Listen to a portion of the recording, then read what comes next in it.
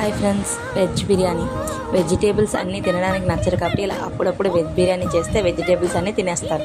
So ముందుగా రైస్ని నానబెట్టేసుకొని పక్కన పెట్టేసుకోవాలి. తర్వాత ఒక బిర్యానీ గిన్నె పెట్టేసుకొని అందులో కొంచెం ఆయిల్ వేసేసుకొని కొన్ని ఉల్లిపాయలు కొన్ని పచ్చిమిరపకాయలు వేసుకొని బాగా దోరగా వేయించి కొన్ని బిర్యానీ మసాలా కూడా వేసుకొని జీలకర్ర వేసేసుకొని బాగా ఫ్రై చేసుకోవాలి. కొన్ని జీడిపప్పు ముక్కలు కూడా వేసేసుకోండి. తర్వాత టమాటా ముక్కలు కూడా వేసుకొని బాగా దగ్గరగా ఫ్రై అయిన తర్వాత అల్లం వెల్లుల్లి పేస్ట్ వేసి బాగా ఫ్రై చేసి మనం వేయాలనుకున్న వెజిటేబుల్స్ అన్నీ అందులో వేసేసి బాగా ఉడకనివ్వాలి.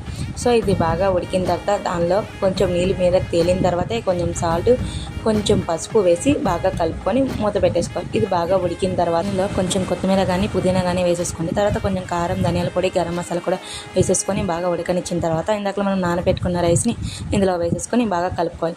సో మనం పెట్టుకున్న రైస్ బట్టి వాటర్ వేసేసుకోవాలి. మనం 2 గ్లాసెస్ పెడితే 4 గ్లాసెస్ వాటర్ వేసేసుకోండి. కొంచెం తగ్గించి వేసుకున్నా కూడా బాగుంటుంది. టేస్టీ అయిన veg biryani ready. Thank you for watching.